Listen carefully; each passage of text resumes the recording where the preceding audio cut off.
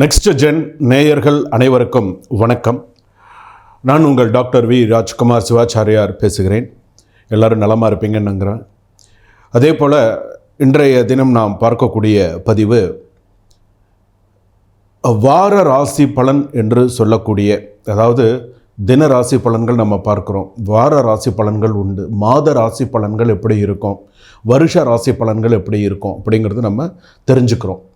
இதில் இந்த வார ராசி பலன்கள் அப்படின்னு சொல்லும் பொழுது கிரகங்களை வைத்து நம்ம சில விஷயங்கள் நம்ம சொல்கிறோம். கிரகங்களை வைத்து எப்படிலாம் இருக்கும் அப்படிங்கிறத நம்ம சொல்கிறோம்.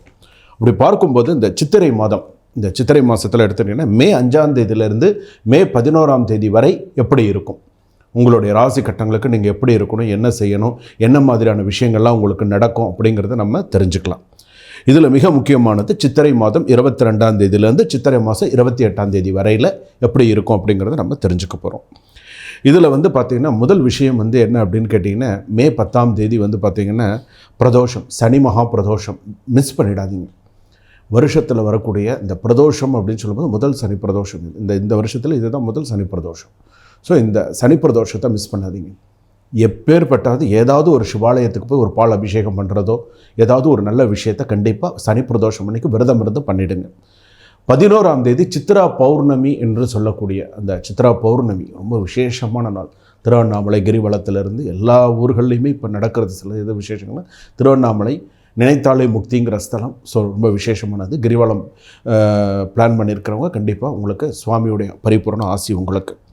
அதற்கு அடுத்ததாக பார்த்திங்க அப்படின்னு சொன்னால் குரு பெயர்ச்சி 11ஆம் தேதி மதியம் ரிஷபராசிலேருந்து மிதுன ராசிக்கு பிரவேசிக்கிறார். மிருகசீரிஷ நட்சத்திரம் 2ஆம் பாதத்திலேருந்து மிருகசீரிஷ நட்சத்திரம் 3ஆம் பாதம் மிதுன ராசிக்கு போகிறார். அப்போ இந்த கிரகங்கள்லாம் எப்படி இருக்கும், நமக்கு இந்த வாரம் மட்டும் நமக்கு எப்படி இருக்கும், நம்ம எப்படி இருக்கணும், எதில் நிதானமாக இருக்கணும், எப்படி இருக்கணும் அப்படிங்கிறத நம்ம தெரிஞ்சுக்க போகிறோம். என்னென்ன பிரச்சனைகள்லாம் நமக்கு வரும் அப்படிங்கிறது, சாதகமாக இருக்குமா பாதகமாக இருக்குமா, எப்படிலாம் இருக்குங்கிறத நம்ம தெரிஞ்சுக்க போகிறோம். ஸோ இந்த கிரக கட்டங்கள்லாம் நமக்கு எப்படி இருக்கும், ஃபஸ்ட்டு கிரக கட்டங்கள்லாம் நமக்கு எப்படி இருக்கும். இப்போ சூரியன் எடுத்துட்டிங்கன்னு வச்சுக்கோங்களேன், மேஷத்தில் சூரியன் புதன் ஒன்றா இருக்கும், 2ல் ரிஷபத்தில் குரு, மிதுனத்தில் கிரகங்கள் இல்லை. அடுத்தது கடகத்தில் பார்த்திங்கன்னா செவ்வாய் சந்திரன். அடுத்ததாக பார்த்திங்க அப்படின்னு சொன்னால் சிம்மத்தில் பார்த்திங்கன்னா கேது. ஏன்னா இப்போ ராகு கேது பயிற்சி ஆச்சு இல்லையா, சிம்மத்தில் கேது. கன்னி, துலாம், விருச்சகம், தனுசு, மகரம் வரைக்கும் கிரகங்கள் கிடையாது. கும்பத்தில் ராகு சனி ஒன்றா இருக்குது. என்ன சுவாமி ராகு சனி ஒன்றா இருக்குதுன்னு சொல்கிறீங்கன்னு கேட்பீங்க. ஏன் ராகு சனி ஒன்றா இருக்குது அப்படின்னு கேட்டால், வாக்கிய பஞ்சாங்க முறைப்படி எடுத்துட்டோன்னா நமக்கு அடுத்த வருஷம் தான் சனி பயிற்சி. திருக்கணித பஞ்சாங்கப்படி நம்ம எடுத்துக்கிறோன்னு அந்த கால்குலேஷன் வச்சு அந்த பலன்கள்லாம் எப்படி இருக்கும், அவங்களுக்கு எப்படிலாம் இருக்கும் அப்படிங்கிறத சொல்லுவோம். ஆனால் நமக்கு வாக்கிய பஞ்சாங்க முறைப்படி தான் சனி பயிற்சிங்கிறது கும்பராசிக்கு இன்னும் ஜென்ம சனியில் தான் இருக்குது. அப்போ சனியும் ராகுவும் ஜாதகத்தில் ஒன்றா இருக்குது. இன்றைக்கி கும்பராசிக்காரர்களும் பிரச்சனைகள் இருக்குது, இல்லாமல் இல்லை. அடுத்ததாக பார்த்திங்கன்னா மீனத்தில் சுக்கிரன். இதுதான் கிரக அமைப்பு. இதை வச்சு தான் இப்போ இந்த வாரத்துக்கான பலன்களை நம்ம சொல்ல போகிறோம். எப்படிலாம் இருக்கும். இப்போ மேஷ ராசி எடுத்துட்டோன்னா எப்படி இருக்கும், ரிஷப ராசி எடுத்துட்டோன்னா எப்படி இருக்குங்கிறத நம்ம பார்க்க போகிறோம். சரி, இந்த ராசியிலேயே பார்த்திங்க அப்படின்னு சொன்னால் ஒவ்வொரு நாளும் ஒவ்வொரு விசேஷம் உண்டு. அதாவது தினமுமே, அதாவது திதிவார நட்சத்திர யோகஸ்ச கரணம் செய்வ அப்படின்னு சொல்லுவாங்க.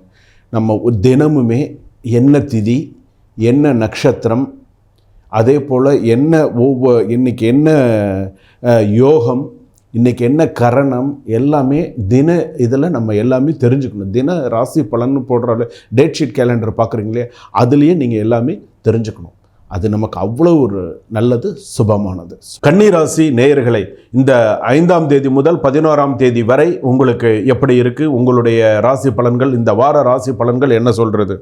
துணிச்சலும் மன வலிமையும் எப்பொழுதும் குழப்பமின்றி செயல்படும் உங்களுக்கு ஒரு பொன்னான நேரம் இது அப்படின்னு சொல்லலாம். நல்ல நேரம் தான், நிறைய நல்ல விஷயங்கள் தான். வேலை மாற்றம் ஏற்படும், சில பேருக்கு வெளிநாடு மாற்றம் ஏற்படும், சில பேருக்கு வேலை போய் வேலையை விட்டு அடுத்த வேலைக்கு முயற்சி பண்ணிகிட்டு இருப்பாங்க, அது கிடைக்காம இருக்குது, கிடச்சிரும்.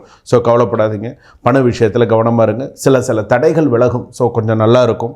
அதாவது உங்களுக்கு ஒரு வேலை நடக்கணும்னு நீங்கள் எவ்வளோ வேணாலும் இறங்கி செய்வீங்க, மற்றவங்களுக்கு ஒரு வேலை நடக்கணும்னு நீங்கள் போய் செய்கிறது உங்களுக்கு கஷ்டமாக தான் இருக்கும்.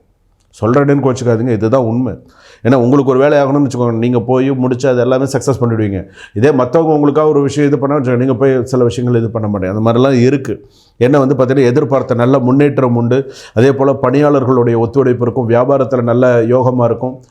இன்னொன்று என்ன அப்படின்னு கேட்டிங்கன்னா, வியாபாரத்தில் பார்த்திங்க அப்படின்னு சொன்னால் சிலர் வந்து பார்த்தா முன்னுக்கு பின்னா பேசி ஏமாற்ற நினைப்பாங்க, கவனமாக இருங்க வியாபாரத்தில். அதே போல் வேலை சம்மந்தப்பட்டதில், அதாவது வந்து தனியார் உத்தியோகமாக இருக்கட்டும், ஒரு உத்தியோகத்தில் இருக்கீங்க அப்படின்னு சொன்னால், உத்தியோகத்தில் வந்து பார்த்திங்கன்னா எவ்வளவு தான் நீங்கள் கான்சன்ட்ரேட் பண்ணினாலும் ஏதாவது ஒரு விஷயத்தில் தவறு பண்ணக்கூடிய ஒரு சூழ்நிலை வந்துடும். தப்பு பண்ணிவிடுவீங்க. ஏதாவது ஒரு விஷயத்தில் ஏதோ ஒரு மிஸ்டேக் பண்ணி அந்த மிஸ்டேக்னால ஒரு கெட்ட பேர் வரும். இவ்வளோ நாளாக வேலை பார்த்துட்டு இருக்கோம், உனக்கு இது கூட தெரியாதா அப்படின்னு கேட்பான். நமக்கே அசிங்கமாக, என்னடா இவன் இப்படிலாம் நம்ம கேள்வி கேட்குறானே அப்படின்னு. ஸோ இதெல்லாம் வரும், கவனமாக இருக்குது. அதே போல் ஒத்துழைப்பு உண்டு. வீண் கோபம் வேண்டாம். படபடப்பு அதிகமாக இருக்கும். நீங்கள் நார்மலாகவே நீங்கள் டென்ஷனான ஆள், இதில் படபடப்பு கோபம் வந்துன்னு வச்சுக்கோங்களேன், மூக்கு வேர்த்து முகம் வேர்த்து ஒரு மாதிரி ஆகிடுவீங்க. அதனால் கொஞ்சம் கவனமாக இருங்க. அதே போல் வாக்குவாதத்தை தவிர்ப்பது நல்லது. ஒருத்தர் பேசுகிறாலாம் ஒன்று நீங்கள் அமைதியாக கேட்டுருங்க, கொஞ்சம் கவனமாக இருங்க. அதே போல் வந்து பார்த்தீங்க அப்படின்னு சொன்னால் வாகன செலவு உண்டு.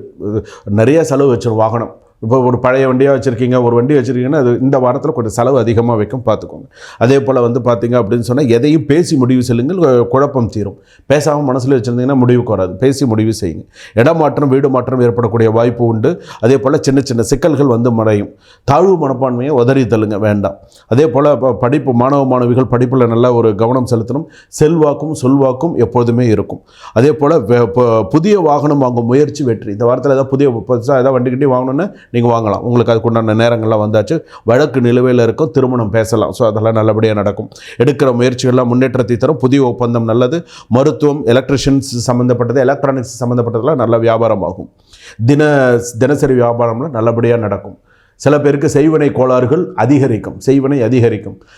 அதோடைய கைகால் வலி, மூட்டு வலி, தோள்பட்ட வலி, அதே போல் தைராய்டு சம்மந்தப்பட்டது, இந்த மாதிரிலாம் சில பிரச்சனைகள்லாம் அது வரும். செய்வினை கோளாறு யாராவது பண்ணுறாங்கன்னா அது கொஞ்சம் அதிகமாக உடல்நிலை பாதிப்பை தரும். சில பேருக்கு ஹாஸ்பிட்டாலிட்டி அந்த மாதிரிலாம் இருக்கும். இந்த வாரத்தில் அதெல்லாம் கூட கவனமாக இருங்க. நல்லா வந்து போயிட்டு இருந்தோம், குடும்பத்தில் பேசலை அப்படின்னு சொன்னால் அவன் ஏதோ நமக்கு பண்ணிகிட்டு இருக்கான்னு அர்த்தம். பின்னாடி நமக்கு ஏதோ வேலை பண்ணுறான்னு அர்த்தம். கவனமாக இருங்க. அதே போல் வந்து பார்த்திங்கன்னா உங்களுக்கு அதிர்ஷ்டகரமான நாள் அப்படின்னு சொல்லும்போது மே 10 உங்களுக்கு அதிர்ஷ்டமாக இருக்கும். அதே போல் வந்து பார்த்தீங்க அப்படின்னு சொன்னால் 6 உங்களுக்கு நல்லா அதிர்ஷ்டமாக இருக்கும். 6ம் 10 உங்களுக்கு நல்ல யோகமான நாளாக இருக்கும். 7 மட்டும் கொஞ்சம் கவனமாக இருங்க. அதே போல் நீங்கள் வழிபாடு செய்ய வேண்டியது அப்படின்னு சொன்னால் துர்க்கை அம்மன் வழிபாடு நிறையா பண்ணுங்கள். அதே போல் முருகன் வழிபாடு நிறையா பண்ணுங்கள். துர்க்கை முருகன் உங்களுக்கு நல்ல சக்ஸஸ்ஃபுல் தெய்வமாக இருக்கும். இந்த வாரத்தில் துர்க்கை அம்மன் கோயிலுக்கு போய் சுவாமி தரிசனம் பண்ணுங்கள். இதெல்லாம் உங்களுக்கு நல்ல ஒரு வழிபாடாக இருக்கக்கூடியதாக இருக்கும். அமோகமாக இருப்பீங்க. வாழ்க வளமுடன்.